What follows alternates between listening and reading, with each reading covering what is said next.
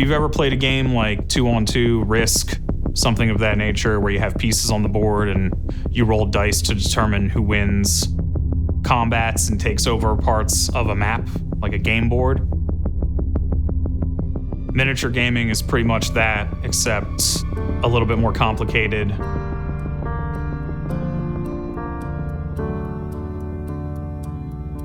The first time I saw Warhammer in a store, the entire battlefield, all like lovingly recreated in these miniatures like a model railroad, but it was a game that you could play. No matter what miniature game you're playing, you're fighting for board space towards an end goal. So whether that's controlling certain space on the board to taking one of your opponent's pieces. Miniatures gaming has been literally with me every step of my life. Because of the dojo, because of the people I know here, it's what I'm doing. Nothing can get you that kind of childhood nostalgia of like a foam hill with some army men on top of it. I don't even know how else to describe it. It's pretty awesome to have that first feeling of like, hey, I painted this character myself.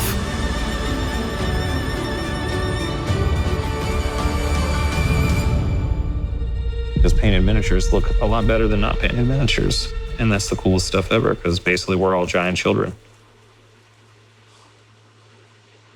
At heart.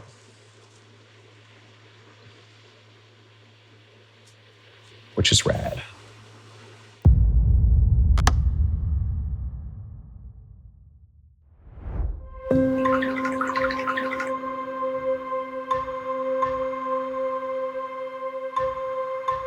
Describe Mark Howard in one sentence. Never met Mark. So who'd never met Mark before. Kind of like a cult leader type persona. Just absolute fucking ridiculous. Just a ridiculous human. Mark is a de facto leader of the dojo. He is the madness behind the group.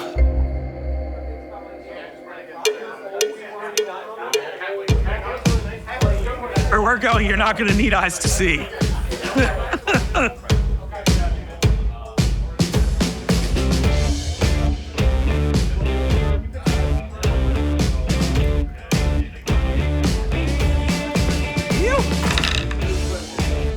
That's fucking garbage. Teamwork, baby.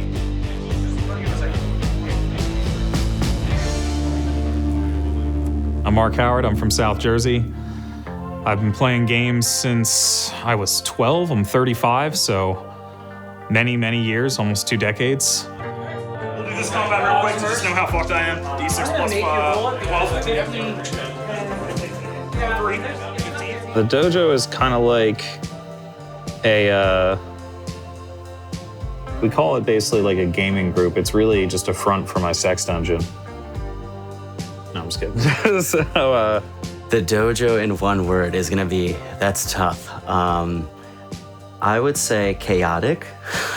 A chaotic family, if I had 2 words. Chaos.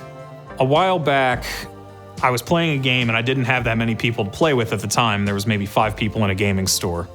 And there was a guy there who was like, well, I want to run a tournament, but each round you just play 1 game a week. And I was like, oh, that's really cool. And they stopped doing it. So I was like, I'll do it. We started with 5 people, and then more people came in, and more people came in. Then I started running it out of my house. It turned into something that suddenly there was 15 to 20 people in my house on a Tuesday or a Wednesday. We were all playing as this giant gaming group. Then we'd start going to conventions and tournaments together. You have a bunch of us in rooms. It looks like a hotel party, but it's just a bunch of nerds staying in a hotel to play games.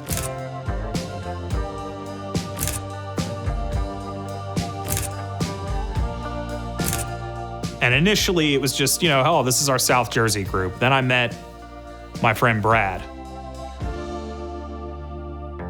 He jumped on it and started calling it the Mark Howard Dojo. And I was like, hey man, I sound like a cultist. What if we just called it the South Jersey Dojo? And he went, no.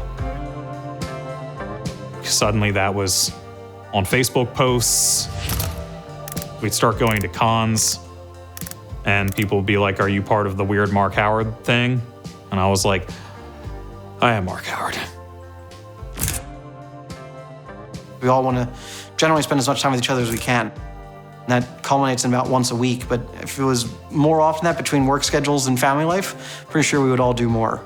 It's pretty cool because it's kind of like a giant community of like-minded humans. So not as many people really have that in their lives, I would say, but at any given moment, if I want to talk about one of the things I'm very, very passionate about in my life, I can jump on Facebook Messenger or call somebody and just kind of talk about it with 20 plus people. I won't be able to freeze them. A lot of my frozen things are dead. Dad is going to attempt to... all right.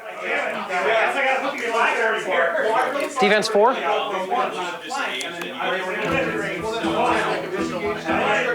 Similar to chess, a lot of the beginning of the game is getting pieces out so that they have more of an influence on the board. They're able to work towards your goal. A lot of people, when they look at tabletop games, they think something like chess where you have squares. And then we start our turn 1, and I pull out a tape measure, and I'm like, all right, this unit here, I'm gonna pick up, and I'm just gonna move it right here, 12 inches. Everything has its own number of inches it can move. So like guys on horses can move faster than guys on foot. And that blows people's minds normally right off the bat. I have all of my rules I have to know for my models. And now that I'm starting to play against different models, I have to know their rules too. You have a model that's capable of doing like 10 different things on the board, and you have to just know that. Are they crush 1? Crush 1, they have like Fury. Okay, are they defense 5 or 4? 5, okay. Hit on 3s? Gnarly. Gnarly. Oof.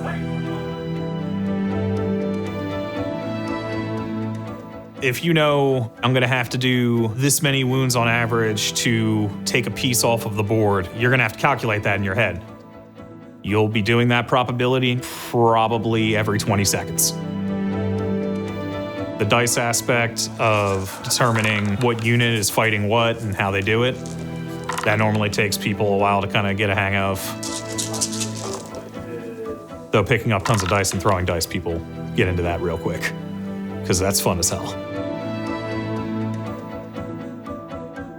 I myself have sat there at work on break, calculating dice math in my head of, if I fight this person's army, I have this unit versus this one, how am I gonna win that? And I'll sit there and calculate how many attacks I'll get and all that stuff to beat that unit.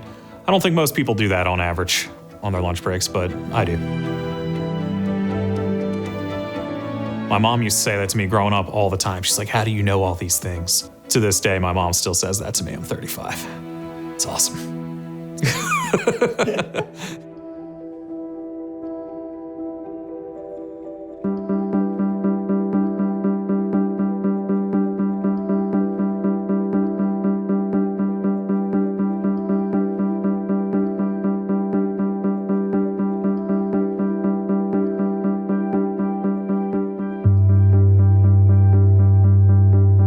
I think one of the biggest things for me anyway is the first time you have a fully painted army, there's just, I don't know, every single time you play, now you're looking at these models that are fully painted, you did it from ground up yourself, the sense of accomplishment, I suppose, and they're painted the exact way you wanted to paint them, and it's very individualistic to you. You know, it says things about you. So I just liked that. And then of course, you start playing against people who don't have painted miniatures and you look at yours and you're just like, oh man, my shit looks really good. They didn't even try. And on a tabletop, when you have 2 people playing a game and they both have their individualized armies that they painted on the table, and you have a table that has painted terrain and that looks all cool, it's a hell of a sight to see.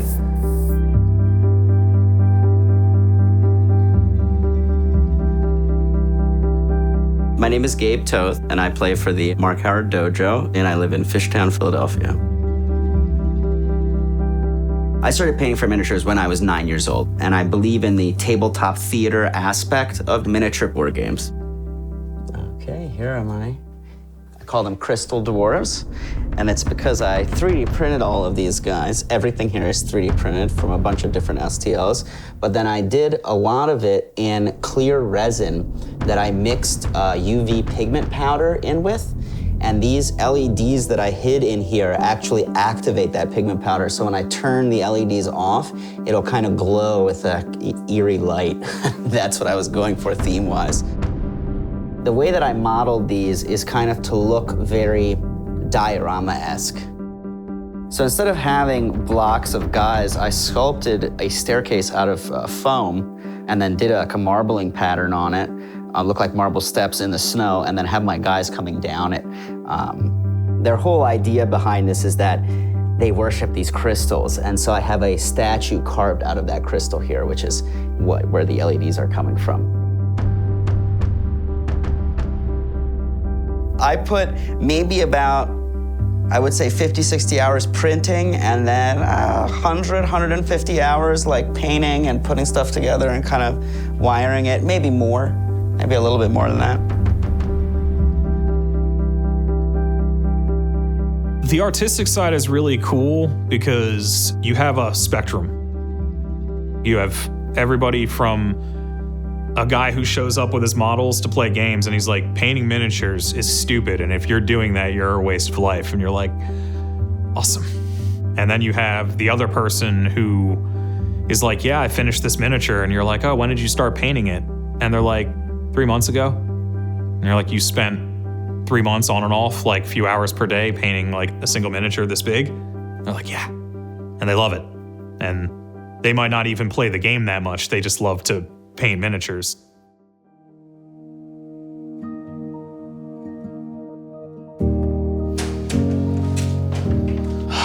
All right, I warn you, this is bad. Not even from a miniature standpoint, we are not organized people. All right, so you come into the 7th circle of hell. I don't even know if this light bulb works, but we'll try for it. Oh, it does. There's some terrain. This is just a box of shit, just stuff. It's got cards, random miniatures, old card games. So nerds have a hoarder mentalities. I am a hoarder. That I will freely admit that I'm a hoarder. This is where it starts to get pretty rough too. So I'd say roughly almost $1,000 of miniatures probably just in that alone. These are just collections of stuff from different ranges. So I have like a whole entire army here, once again, unopened. I don't like talking about my collection. I'm not embarrassed about it, but I don't know how I let it get to the point that it's at. It's pretty insane. There's a plexiglass case I had made for my Menoth. When I met my wife, I had like a 2-bedroom apartment and I had like a walk-in closet. And this walk-in closet was just filled with fucking models, like just filled with models. Some of it I just don't know what it is.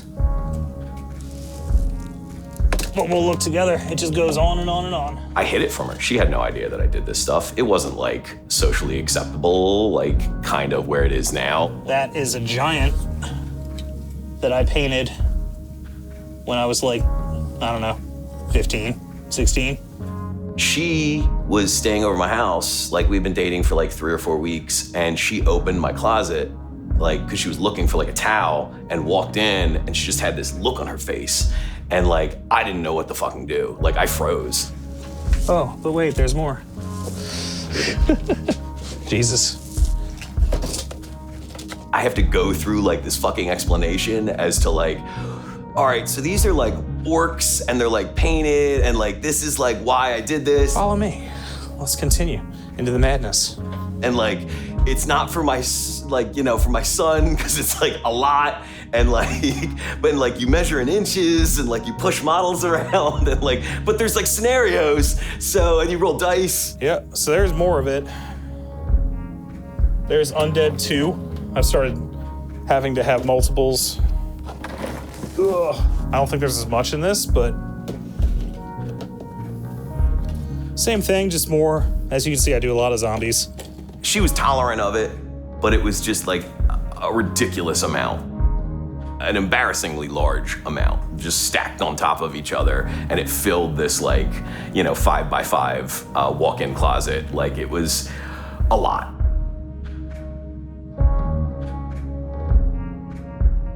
Yeah, if you wanted to see miniatures, I got all of them. I'm not gonna throw out a single goddamn thing. It's all coming to whatever new basement I have. If I don't have a basement, look out, living room, you're getting fucked up.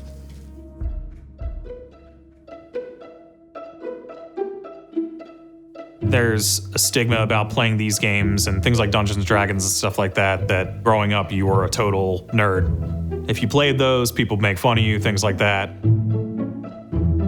Yeah, whenever I sit down and paint stuff, I just always think of that part in 40-year-old version where he's going through his hobbies.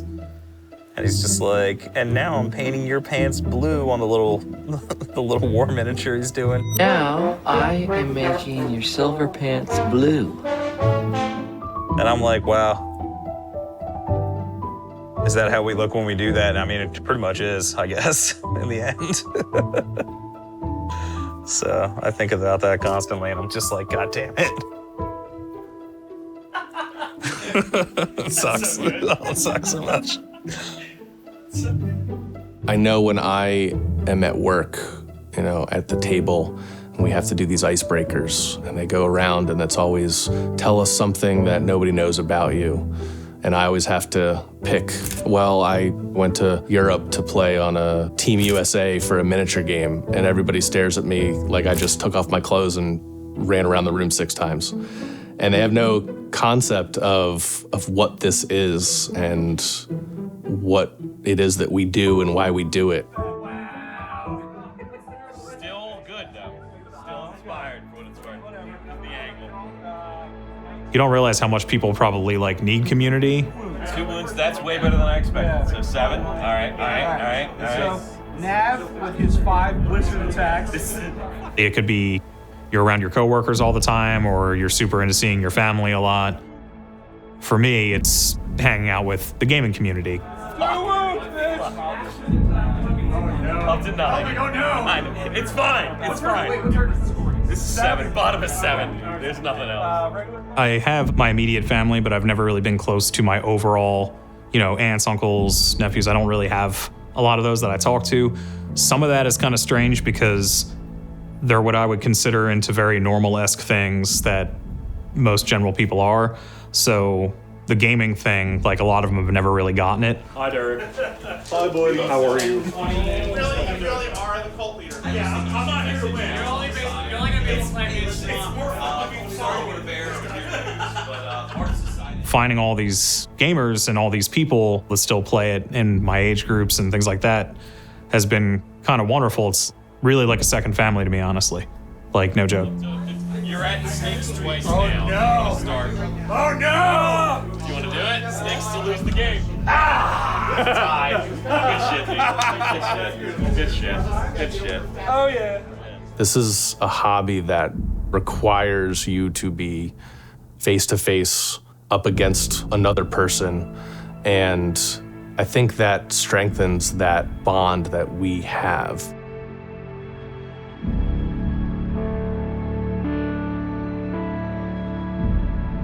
If anybody ever thought being a nerd, you just sit in your house and don't do anything, tabletop gaming is not that. You're gonna go out, play people, hang out, form friendships. Some of them, they'll last your whole life. It's in the moments around the game that you find the friendships you keep through it. Playing games, whether you're 12 or 60, can be really, really fun. Everybody's the same. Everybody has the same responsibilities for the most part, and is just there to have fun and hang out with a bunch of like-minded people. You're a 16-year-old kid playing tabletop games with your friends down in your basement again. You don't have to worry about anything in the world. You're just there. Deep down, that's a weird nostalgia feeling of what everybody gets from gaming. And I think there's something really special about that. Something that I wouldn't trade for the world.